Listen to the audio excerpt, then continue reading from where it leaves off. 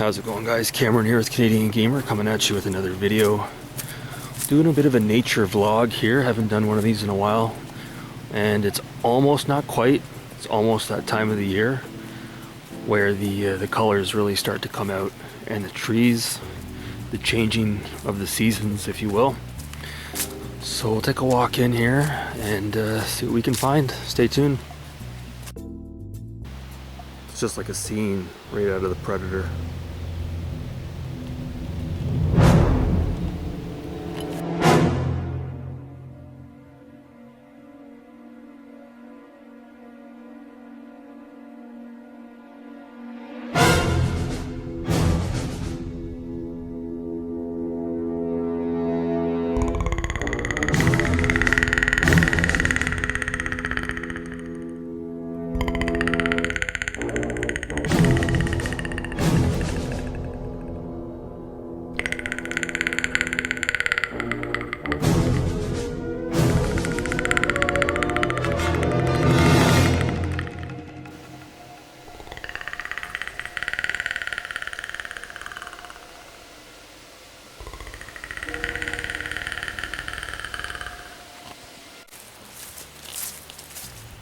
Man, oh man, it's just the right temperature back here.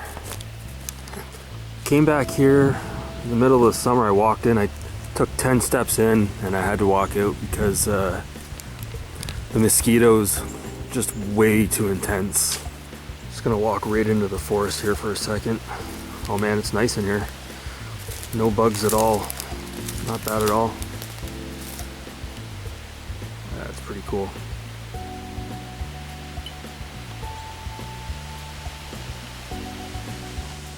Look at this big pile of fucking shit. I don't know what that's from. I can't imagine that being from a dog. I don't know. Maybe a bear. So I guess the main thing I wanted to sort of rant about today, I wanted to talk about John Hancock's latest video. I don't know if you guys have seen it. Well, fuck it. Roll tape. Sorry for my voice going out, but I thought I'd do a fun video today as the Portland Retro Gaming Expo is coming out in about a month. They're not going to be year 5 possibly. So yeah, as you can see there, the guy has lost his voice. He can barely talk, and he literally starts out the video saying, hey listen, you know, I do apologize, but I've recently lost my voice. And then he goes on to talk about, I don't know what it was, 5 consoles that are inexpensive to collect for, which in itself I could rant about, because every time one of these buffoons posts a video like this, it just causes artificial inflation with these consoles. But we're not going to rant about that. What we're going to rant about is, why is this guy posting YouTube content when he has clearly lost his voice?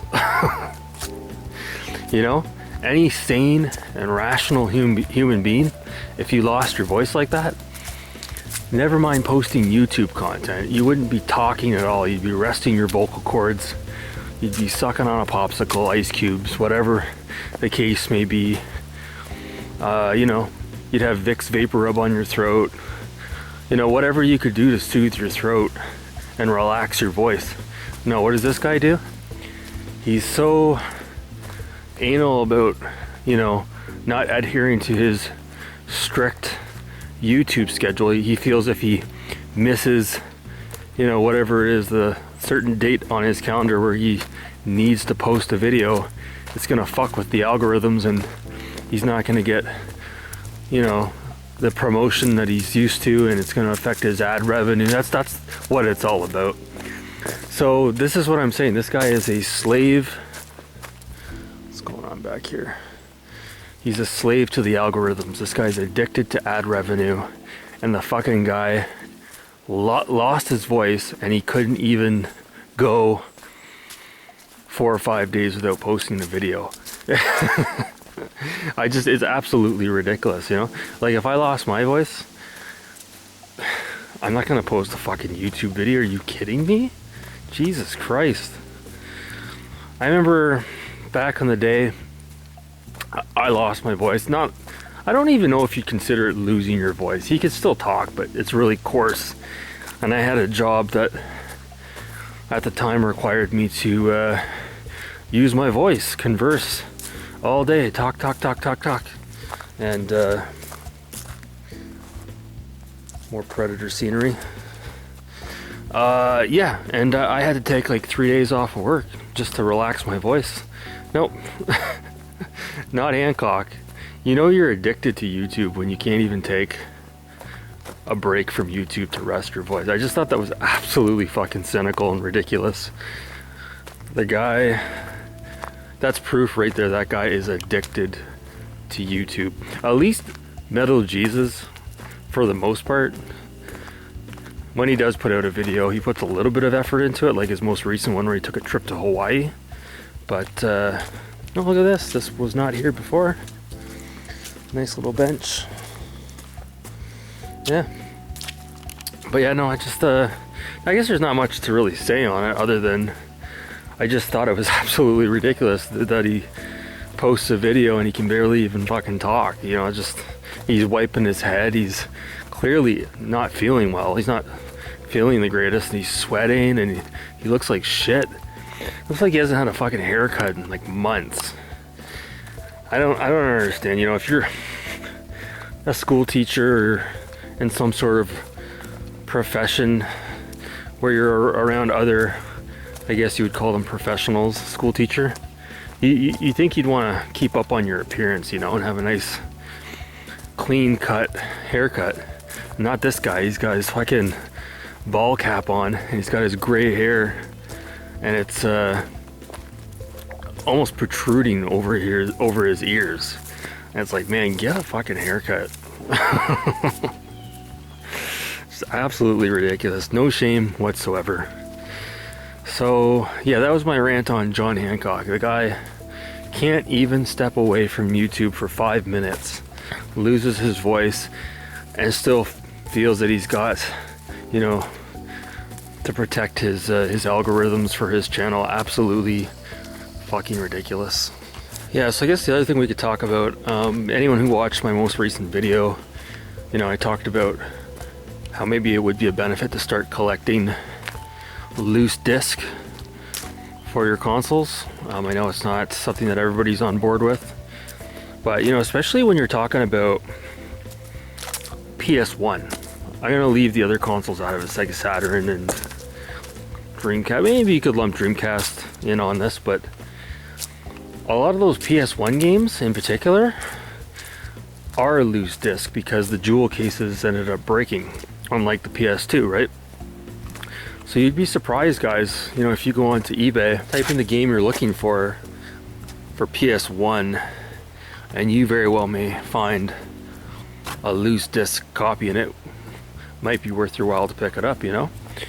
You know, you're looking for like a Jet Moto or a Jet Moto 2 or, you know, maybe a Resident Evil, you might be able to find it loose disc. So, like I said, I'm completely on board with it. What was it today? I looked up Alone in the Dark New Nightmare, which came out for the PS1 in North America, and it came out for the PS2 only in Europe. Now I did find out, you can hear the water. I did find out both versions are basically the same.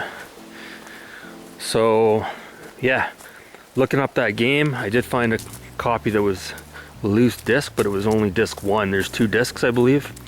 So I'll keep looking. But you know, if you want to get that game in its original PS1 jewel case, yeah, good luck. It's like 80 bucks, 80 to 100 bucks on eBay right now. You might be able to find that game at a retro gaming store for maybe 30 or 40 bucks if you can. That would be worth it as well. But yeah, I'm on board with loose disc collecting as long as you've got the right plastic cases that I showed in my video to put them in. And I think the PS1 era would be the best era to get loose games because, like I said, PS2, it's pretty common to find CIB or have the game with the case, because those cases are really good. But it's more the era where you're dealing with the jewel cases, like specifically the PS1, is where you might have more luck not only finding the game loose but at a reasonable price, because a lot of collectors out there, like I said, right now at least, they are not on board with loose disc games. And I guarantee you guys, if you jump on it now, another lump of shit, if you jump on it now, it might be worth your while, because 20, 30 years from now, a lot of these games, guess what? You're probably only going to be able to get them loose disc. A lot of the cases probably won't be around. So yeah, we'll see.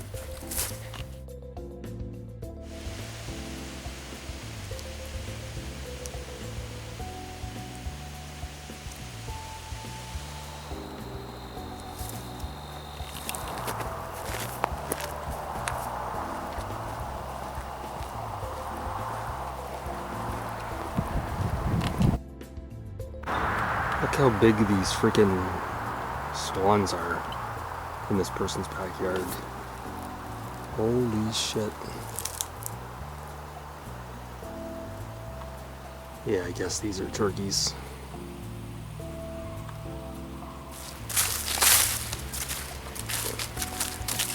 You can already see the leaves are starting to sort of fall off the trees. You can see all the pine needles here on the ground. Here, we're gonna sit on this bench for a minute. Oh, fuck. Yeah, living the dream right here.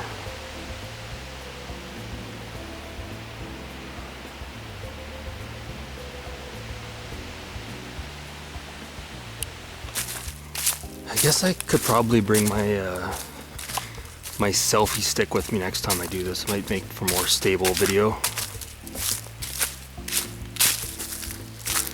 I guess one other thing we can talk about, and we'll wrap this video up, just a little bit, I guess, music related.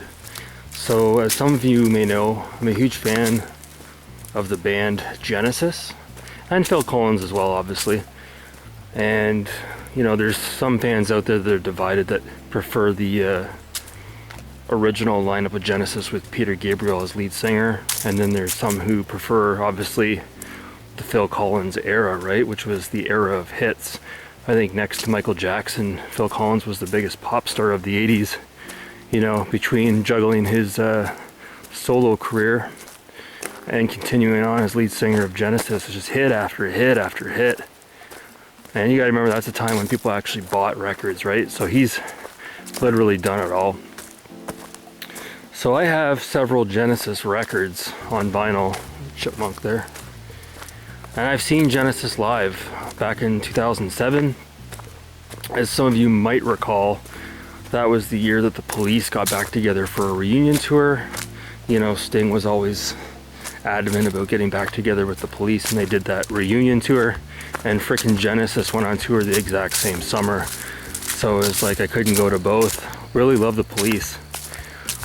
Genesis played a sold out BMO stadium in Toronto, downtown Toronto, soccer stadium. There must have been 40, 50,000 people there. It was incredible, amazing concert. So I picked up the album. It's called Genesis. It's their self-titled album. I think it came out the year I was born, 1983. And man, every fucking song is good on the album. Of course, you've got the standard affair, you know, the ones that are always on the radio. You got Mama, That's All, and a couple other ones as well. And there's also a song on there called Home by the Sea. And I think it was written by the keyboardist, Tony Banks. And it's about a guy, a robber, that breaks into a house down by the sea at night. And when he breaks into the house, he's captured by a bunch of ghosts that live in the house. And they force him to stay in the house. He can't leave. And he's forever locked in this house down by the sea, home down by the sea. And when I listened to it, right away I recognized it. It was a song that was absolutely on the radio all the time back in the day, you know, back in the 80s. But it's just one of those Genesis songs that you don't hear on the radio as much or at all. And it was really cool to hear it. And you gotta say, you know, say what you want about Phil Collins, but the guy did have a really good voice back in the day. He had a really good voice. He could carry a note. Very distinguishable voice. You know, when you hear Phil Collins on the radio, you know it's him. But yeah, I like his vocal style. I actually prefer his vocal style over Peter Gabriel. And yeah, really good album. Genesis, self-titled album. If you see it out there, funny enough, I actually came across it at Value Village, a thrift store in Canada, last year. I don't know how much it was. It wasn't much, right? $5-10. And I passed it up like an idiot. I should have picked it up. But yeah, the main takeaway from that is, if you see the album, check out the song Home by the Sea. And there's actually a part 2 of the song on the same album. So it's really like one song, one long song, and it's like 11 minutes long. And you gotta remember, Genesis was considered a prog rock band.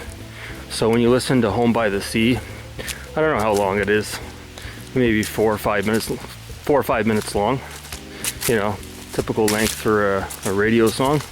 And then part 2 starts off, well, it's pretty much an instrumental track, but at the end of it, Phil Collins comes back in with the main chorus to Home by the Sea.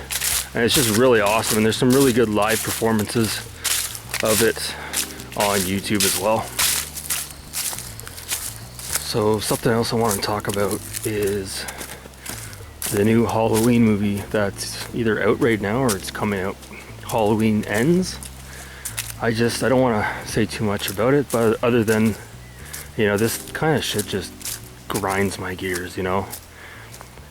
You got, what was it, a couple years ago, we had Halloween, and then Halloween Kills, and now Halloween Ends. Yeah, I'm sorry, Halloween ended way back during Halloween 5. The first 5 films in that franchise are the best ones. Especially Seasons of the Witch. Love that one. But man, oh man, talk about beating a freaking dead horse. I just wanted to bring it up because a lot of you guys out there probably feel the same way, but it's just like, there's so many things that are wrong about this, you know? It's like, first you got Jamie Lee Curtis, which she still looks good for her age, but like, how many times can you play the same fucking role, okay?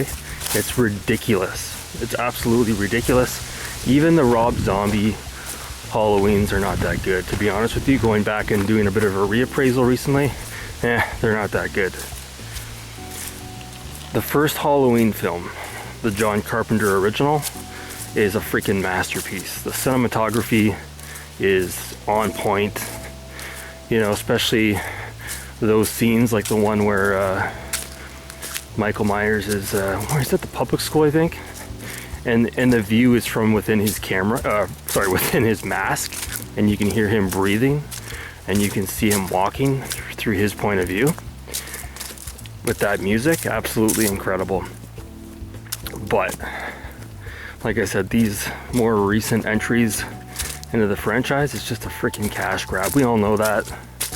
It's just sad what that franchise has become. Absolutely sad, you know? How much money can we throw at Jamie Lee Curtis to do a sequel? I don't know. Apparently, I think I heard the newer Halloween films completely disregard all the other films in the franchise after the second one, which is, again, absolutely ridiculous because Jamie Lee Curtis reprised her role in, what was it, H2O? Which is another terrible Halloween film. It's just sad because the character Michael Myers is just, when done right, is just absolutely terrifying. And I hate to see, you know, an iconic franchise like that, you know, get put out behind the shed and put down like a sick dog. You know, you could say the same thing about Friday the 13th, another franchise that I do love. But I find a lot of those older films actually don't quite hold up that good. But yeah, no, that's another franchise that just sort of, you know, each film got worse and worse and worse. The other one there, Nightmare on Elm Street, that's probably out of them all the one that held up the best as far as the first 5 films, I would say, 5 or 6 films. Really, really, really, really good. But a lot of those older horror movies, franchises from the 80s, you go back and watch them now, and especially, like I said, Friday the 13th doesn't really hold up that well. But like I said, in particular, the Halloween films and Nightmare on Elm Street still hold up pretty well. But yeah, I don't know. I see the advertisements for Halloween Ends, and it's like, can you be any more unoriginal? You know, titling these films Halloween Kills, Halloween Ends. And then I watched the trailer and it's like, oh fucking god, no thanks. So yeah, let me know in the comments below what you guys think of that.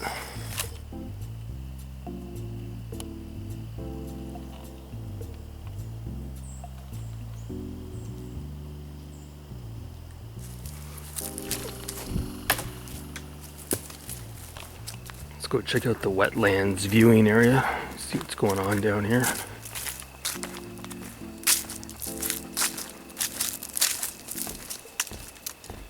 Pedestrian traffic down there, so we'll turn around and head back to the car.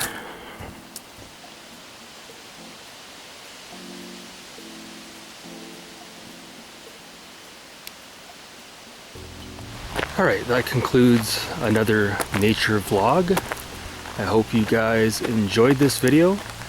One of my subscribers had actually reached out and asked me to do another one of these vlogs, so if you do enjoy it, let me know. I can do more.